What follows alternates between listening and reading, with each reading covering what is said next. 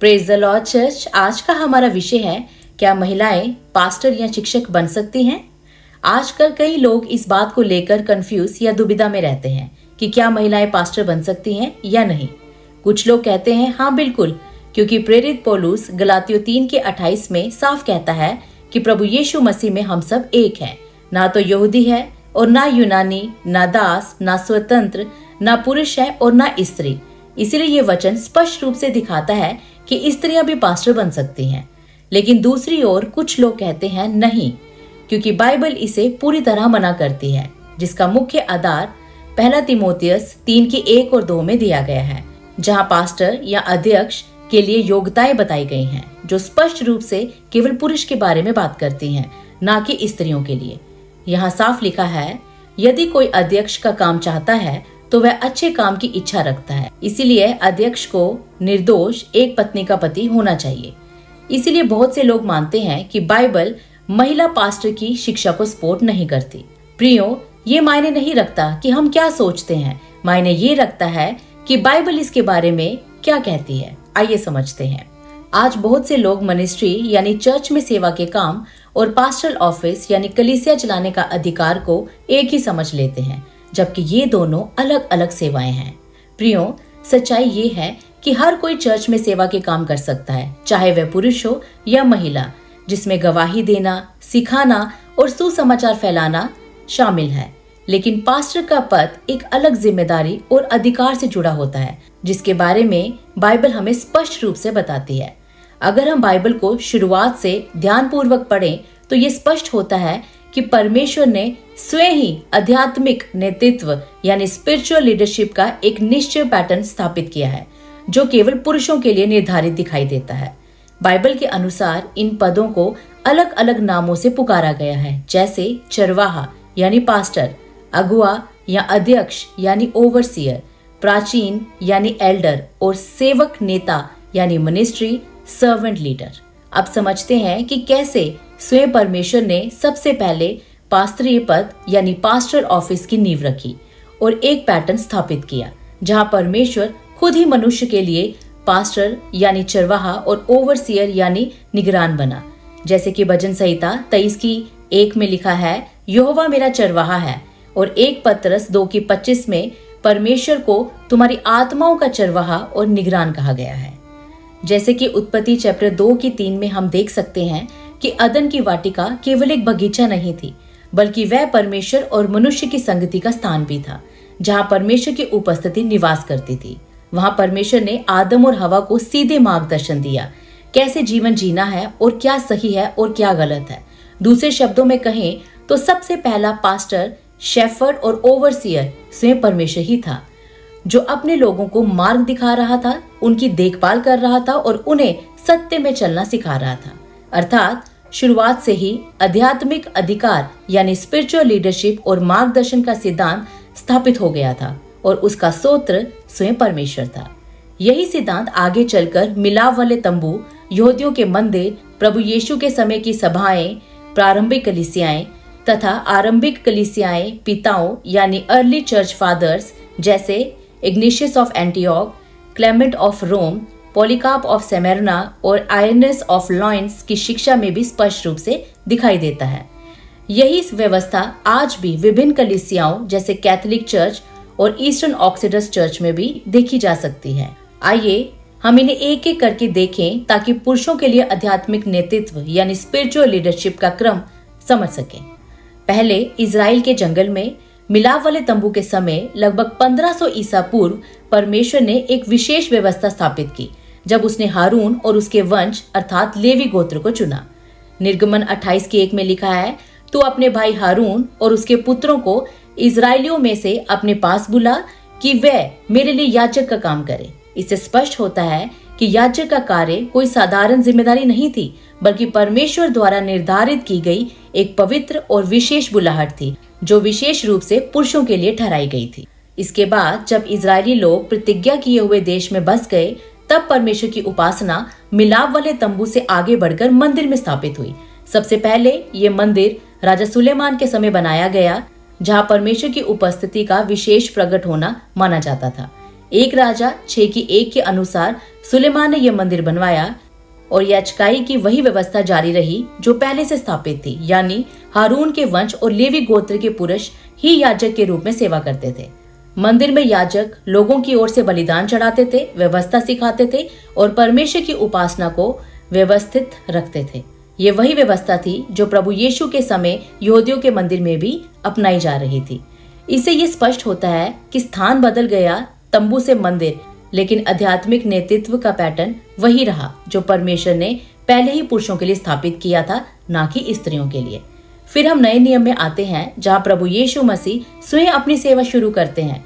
प्रभु यीशु के बहुत से चेले थे और उनमें महिलाएं भी थी, जैसे मरियम मगदलीनी, योअन्ना, सुसना, याकूब की माता मरियम, सलोमी आदि। लेकिन जब नेतृत्व की नींव रखने की बात आई तो उन्होंने 12 चेले चुने और वो सभी पुरुष थे। उन्होंने कोई जल्दबाजी या भावनाओं में आकर निर्णय नहीं लिया, बल्कि पूरी रात प्रार्थना की और परमेश्वर की इच्छा को खोजा। लूका 6 की 12 और 13 में लिखा है, उन दिनों वह प्रार्थना करने को पहाड़ पर गया और सारी रात परमेश्वर से प्रार्थना करता रहा। और जब दिन हुआ तो उसने अपने चेलों को बुलाकर उनमें से 12 को चुना, जिन्हें उसने प्रेरित भी कहा। और इसके बाद हम पौलुस प्रेरित की शिक्षाओं को देखते हैं, जो कलीसिया के नेतृत्व के लिए स्पष्ट और व्यवस्थित निर्देश देती है। इन निर्देशों से ये साफ दिखाई देता है कि कलीसिया का आध्यात्मिक नेतृत्व विशेष रूप से पुरुषों के लिए निर्धारित किया गया है, ना कि स्त्रियों के लिए। 1 तीमुथियुस 3 की 2 और 5 में लिखा है, अध्यक्ष निर्दोष हो, एक पत्नी का पति हो, संयमी, समझदार, भला, पहुनाई करने वाला और सिखाने में निपुण हो, जो अपने घर का भली भांति प्रबंध करना जानता हो, क्योंकि यदि कोई अपने घर का प्रबंध करना ना जानता हो तो परमेश्वर की कलीसिया की देखभाल कैसे करेगा। इसी बात का उल्लेख तीतुस 1 की 6 से 9 में भी मिलता है, जहाँ कलीसिया के अगुवे के लिए सम्मान योग्यताएं दी गई हैं। और इस विषय को और स्पष्ट करते हुए 1 तीमुथियुस 2 की 12 में पौलुस प्रेरित स्त्रियों के संबंध में कहता है, मैं स्त्री को ये आज्ञा नहीं देता कि वह सिखाएं या पुरुष पर अधिकार चलाएं, परंतु चुपचाप रहें। ये निर्देश कलीसिया में अधिकारपूर्ण शिक्षा और आध्यात्मिक नेतृत्व यानी विशेष रूप से पास्टर के पद के संदर्भ में दिया गया है, ना कि हर प्रकार की सेवकाई के बारे में। बाइबल के अनुसार स्त्रियां अन्य स्त्रियों और बच्चों को शिक्षा दे सकती हैं, विश्वासियों को प्रोत्साहित कर सकती हैं, अपनी गवाही साझा कर सकती हैं और कलीसिया में अनेक महत्वपूर्ण सेवाओं में भाग ले सकती हैं। लेकिन संपूर्ण कलीसिया के चरवाहा, पास्टर और आध्यात्मिक अगुवे के रूप में नेतृत्व करने का पद सिर्फ पुरुषों के लिए निर्धारित किया गया है। अब प्रश्न ये उठता है कि महिला पास्टर का विचार कहाँ से आया। लगभग 1500 ईसा पूर्व मूसा और हारून के समय से लेके 1800 ईस्वी तक करीब 3000 वर्षों में किसी भी कलीसिया या धार्मिक व्यवस्था में महिला पास्टर या याजक का कोई भी स्थापित उदाहरण नहीं मिलता। 19वीं सदी में महिला अधिकार आंदोलन यानी वुमेन राइट्स मूवमेंट और समानता यानी इक्वालिटी के विचारधारा के प्रभाव से इस परंपरा में परिवर्तन शुरू हुआ। एंटोनेट ब्राउन ब्लैकबेल को 15 सितंबर 1953 को south Butler congregation church, New York, united state में औपचारिक रूप से अभिषिक्त यानी ऑर्डेन किया गया। उन्हें अक्सर आधुनिक इतिहास की पहली महिला पास्टर के रूप में माना जाता है। इसके बाद ये विचार 20वीं सदी में और अधिक फैलने लगा, विशेष रूप से पेंटिकॉस्टल कलीसियाओं में, जैसे असेंबलीज ऑफ गॉड, जहां ये मान्यता विकसित हुई कि यदि किसी व्यक्ति को परमेश्वर ने बुलाया है और उसे आत्मिक वरदान दिया है तो पास्टर के पद के लिए उसका पुरुष या स्त्री होना मायने नहीं रखता। इस प्रकार महिला पास्टर की प्रथा एक आधुनिक विकास है जो सामाजिक आंदोलनों और नई व्याख्याओं से जुड़ी है, न कि प्रारंभिक बिब्लिकल और ऐतिहासिक क्रम से। चलिए अब सीखते हैं कि बाइबल के अनुसार महिलाएं कलीसिया में किस प्रकार सेवा कर सकती हैं। प्रियो, बाइबल महिलाओं को सेवा यानी मिनिस्ट्री से बाहर नहीं करती, बल्कि सच्चाई ये है कि परमेश्वर ने अपनी योजनाओं और उद्देश्यों को पूरा करने के लिए कई महिलाओं का उपयोग किया है, जिसमें गवाही देना, सिखाना और अपने वचन को प्रकट करना शामिल है। जैसे पुराने नियम में निर्गमन 15 की 20 और 21 में मरियम एक भविष्यद्वक्त्री थी और अगुवाई करती थी, और 2 राजा 22 की 14 और 15 में हुलता भी एक भविष्यद्वक्त्री थी जिसने परमेश्वर का संदेश लोगों तक पहुंचाया। और नए नियम में रोमियो 16 की 1 में फीबे एक सेविका थी, और प्रेरितों के काम 18 के 26 में प्रिस्किल्ला ने अपोल्लोस को सही शिक्षा दी। और यूहन्ना 4 के 28 और 29 में सामरी स्त्री ने सुसमाचार फैलाया और मत्ती 28 की 5 और 6 के अनुसार प्रभु यीशु के पुनरुत्थान की पहली गवाही भी महिला थी। इस प्रकार बाइबल स्पष्ट रूप से दिखाती है कि महिलाएं गवाही देना, सिखाना, सेवा करना और परमेश्वर के काम को आगे बढ़ाने में सक्रिय भूमिका निभाती है। लेकिन इन सभी उदाहरणों में महिलाओं को कलीसिया में पास्टर या आधिकारिक अगुवे के पद पर नहीं रखा गया। अब और एक सवाल आता है, पौलुस खुद कहता है कि हम मसीह में एक हैं, तो फिर ये फर्क क्यों? आइए इसे भी संदर्भ में समझते हैं। गलातियों 3 के 28 में पौलुस कहता है, ना यहूदी रहा ना यूनानी, ना दास ना स्वतंत्र, ना नारी न नर, क्योंकि तुम सब मसीह में एक हो। यहाँ पौलुस रोल या अथॉरिटी की बात नहीं कर रहा है, वह उद्धार यानी सेल्वेशन की बात कर रहा है कि मसीह में आने के बाद हर व्यक्ति, चाहे वह किसी भी जाति, स्थिति या लिंग का हो, परमेश्वर के सामने सम्मान है। अब कुछ लोग दबोरा का उदाहरण देते हैं और कहते हैं कि वह भविष्यद्वक्त्री और न्यायी थी, इसीलिए महिलाएं भी उसी तरह पास्टर बन सकती हैं। लेकिन इसे सही संदर्भ में समझना जरूरी है। दबोरा के समय मिलाप वाला तंबू यानी टेबरनेकल शीलो में स्थापित था और वही वाचा का संदूक यानी आर्क ऑफ द कवनेंट रखा गया था और इजरायली लोग वही यहोवा परमेश्वर की उपासना करते थे। उस समय याजकाई व्यवस्था पूरी तरह से सक्रिय थी और परमेश्वर द्वारा नियुक्त याजक केवल पुरुष ही थे।